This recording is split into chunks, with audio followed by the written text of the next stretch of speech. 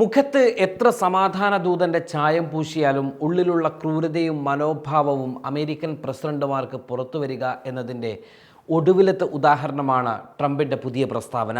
ഞാൻ അധികാരമേൽക്കും മുൻപ് ഹമാസ് പിടിച്ചുവെച്ച ശേഷിക്കുന്ന ഇസ്രയേലി ബന്ധികളെ ഉടൻ വിട്ടയച്ചിട്ടില്ലെങ്കിൽ മധ്യപൂർവ്വ ദേശത്ത് എല്ലാ നരകവും ഉണ്ടാകും എന്ന ഭീഷണി മുഴക്കിയിരിക്കുകയാണ് നിയുക്ത അമേരിക്കൻ പ്രസിഡന്റ് സാക്ഷാൽ ഡൊണാൾഡ് ട്രംപ്. ട്രംപിൻ്റെ വാർത്താവിഭാഗം വ്യക്തമാക്കിയിരിക്കുന്നത് അധികാരമേൽക്കുമ്പോൾ സമാധാനം ഉറപ്പുവരുത്താൻ ഹമാസ് ഇതിന് മുൻകൈയെടുക്കണം എന്നാണ്. ഇത്രയും അക്രമാസക്തമായും മനുഷ്യത്വരഹിതമായും ലോകത്തിൻ്റെ മുഴുവൻ ഇഷ്ടത്തിന് വിരുദ്ധമായതുമായ സംഭവങ്ങൾ നടന്നത് മിഡിൽ ഈസ്റ്റിൽ ബന്ദികളെ തടവിലാക്കിയതുമായി ബന്ധപ്പെട്ടാണ്. ഞാൻ അഭിമാനത്തോടെ അമേരിക്കയുടെ പ്രസിഡന്റായി ചുമതലയേൽക്കുന്ന 2025 ജനുവരി 20 മുൻപ് ബന്ദികളെ ഹമാസ് വിട്ടയച്ചില്ലെങ്കിൽ മിഡിൽ ഈസ്റ്റിൽ എല്ലാം നരകവും ഉണ്ടാകും എന്നാണ് ട്രംപിൻ്റെ വാദം. മനുഷ്യരാശിക്കെതിരെ ആരാണ് ഈ ക്രൂരതകൾ ചെയ്തതെന്ന് ചിന്തിക്കണം. അമേരിക്കയുടെ ദൈർഘ്യമേറിയതും നിലയുറപ്പിച്ചതുമായ ചരിത്രത്തിൽ ഏതൊരാൾക്കും ഏൽക്കേണ്ടി വന്നതിനേക്കാൾ കഠിനമായ പ്രഹരമായിരിക്കും ഉത്തരവാദികളെ ബാധിക്കുക, ഉത്തരവാദികളെ കാത്തിരിക്കുക എന്ന കടുത്ത ഭീഷണിയും ട്രംപ് മുഴക്കിയിട്ടുണ്ട്. ലക്ഷ്യം വ്യക്തമാണ്. എന്താണ് ട്രംപ് ഉദ്ദേശിക്കുന്നതെന്നും ട്രംപ് എന്തുകൊണ്ടാണ് പെട്ടെന്ന് തന്നെ ഈ രീതിയിലേക്ക് സ്വരം മാറ്റിയത് എന്നുമൊക്കെ. അതേസമയം തന്നെ തൻ്റെ സ്ഥാനാരോഹണത്തിന് മുൻപ് ഗസയെ ആക്രമിക്കുന്നതിൽ നിന്ന് പിന്നോട്ട് പോകാൻ ഇസ്രയേലിനോടും ട്രംപ് ആവശ്യപ്പെട്ടിട്ടുണ്ട് എന്ന സ്ഥിരീകരിക്കാത്ത റിപ്പോർട്ടുകളും പുറത്തു വന്നുകൊണ്ടിരിക്കുന്നുണ്ട്. ട്രംപ് ഔദ്യോഗികമായി ഇക്കാര്യം വെളിപ്പെടുത്തിയിട്ടില്ലെങ്കിലും ചില അന്താരാഷ്ട്ര മാധ്യമങ്ങൾ നേരത്തെ യുദ്ധം അവസാനിപ്പിക്കണമെന്നാവശ്യപ്പെട്ട് ട്രംപ് നടത്തിയ പ്രസംഗങ്ങളുടെയും പ്രസ്താവനകളെയും ഉദ്ധരിച്ചുകൊണ്ടാണ് ഇങ്ങനെ ഒരു നിലപാട് അവർ പറയുന്നത്. എന്നാൽ തെരഞ്ഞെടുപ്പ് കാലത്ത് ട്രംപ് നടത്തിയ പ്രസംഗങ്ങളിലും പ്രസ്താവനകളിലുമെല്ലാം ട്രംപ് പറഞ്ഞിരുന്നത് ഉക്രൈൻ റഷ്യ യുദ്ധവും ഇസ്രയേൽ ഗാസ യുദ്ധവും അവസാനിപ്പിക്കുമെന്നായിരുന്നു. ഉക്രൈൻ റഷ്യ യുദ്ധം അവസാനിപ്പിക്കാൻ കഴിയില്ല എന്ന് ഏകദേശം ട്രംപിന് മനസ്സിലായി തുടങ്ങിയിരിക്കുന്നു. ബൈഡൻ ഭരണകൂടം തീവ്രമാക്കിയ റഷ്യ വിരുദ്ധ നിലപാടുകൾ തനിക്കും തുടരേണ്ടി വരും എന്ന സൂചന തന്നെയാണ് ബ്രിക്സ് രാജ്യങ്ങൾ ഡോളർ വിട്ട് സ്വന്തമായൊരു കറൻസിയിലേക്ക് നീങ്ങിയാൽ പ്രത്യാഘാതം ഉണ്ടാകുമെന്ന ട്രംപിൻ്റെ മുന്നറിയിപ്പ്. ഇതിന് പിന്നാലെയാണ് ഹമാസിനുള്ള മുന്നറിയിപ്പും.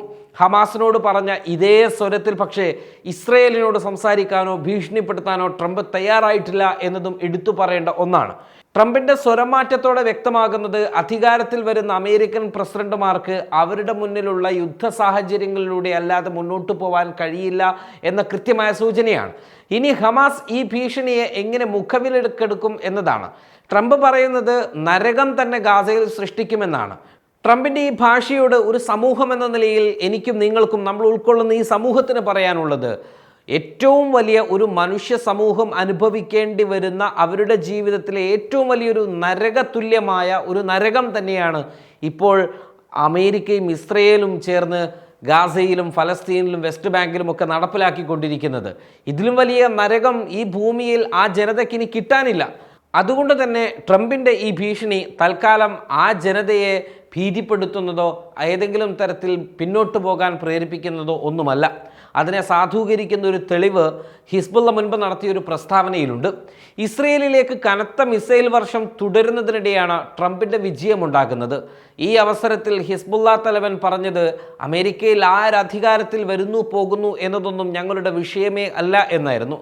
ട്രംപ് അധികാരത്തിലെത്തുമ്പോൾ എന്തായിരുന്നുവോ അമേരിക്ക ഗസക്ക് മേൽ നടപ്പിലാക്കിയിരുന്നത് അവയൊക്കെയും അങ്ങനെ തന്നെ തുടരാൻ തന്നെയാണ് സാധ്യത.